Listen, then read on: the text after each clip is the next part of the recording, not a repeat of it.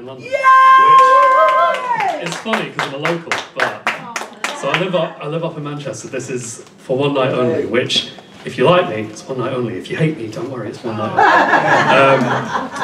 I am, despite my, I'm Irish, which you can tell from the accent. But this is a poem about feelings of home and like knowing your own home from afar. Because I always knew that my view of Ireland was a little misty-eyed.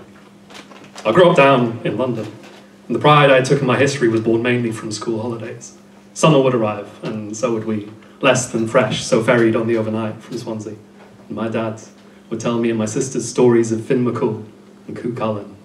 In between the rest stops and the sullen waiting and praying for the rain to end, we'd look out the window of the family car as it snaked round high hedge bends and wonder if somewhere out there between those hills the myths were still alive. I came first. What followed in later years was family history. I think that every Irish family holds within its annals some well-remembered tragedies. It comes through in the art and in the songs, and if so pressed by lack, it's born of oppression, the noble response has always been to doggedly pursue the best future that we could. And I think it was in that spirit years ago my parents moved from Limerick and Kerry up to UCD, then down to London, gave their children shelter, health, and all that we could ask for, as well as accents that don't quite match our passports. And I spend surprising time in worry now that though I'm ever proud of that Hale heritage, there is a disconnect. See, I'll call those visits going home with a confidence that seems correct, but arrive there far from certain. Because home is never known solely as some poetic paradise in your head. No, home is a place of boring chores and a catalogue of rainy afternoons, of arguments and teary-eyed familial hilarity, a place to be recalled all through experience and held in perfect clarity. So, I don't know. I don't know entirely who I am, apart from that I'm me. If I've overblown these feelings that had better be dismissed or truly rolled a little ways too far from my own family tree, because see, my mum will pull out albums, and we'll shuffle through the sheafs.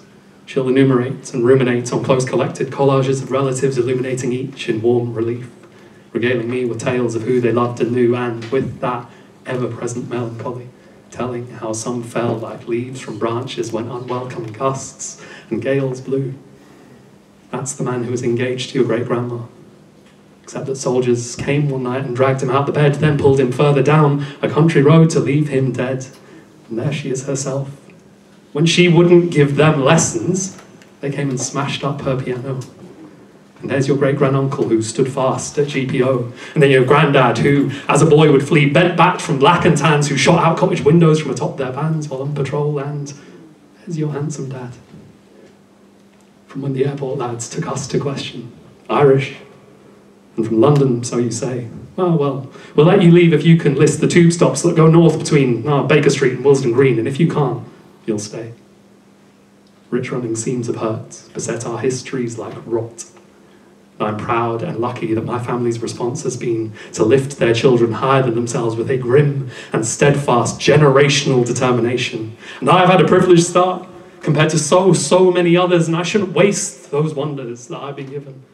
But when I look back, I wonder where I should go place myself amongst my forebear kith and kin.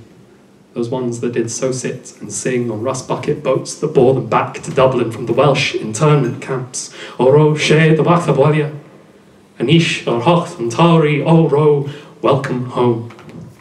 Now that summer's coming, because I could sing those self-same words 1,000 times and never find the full measure of their meaning. Thank you. Wow.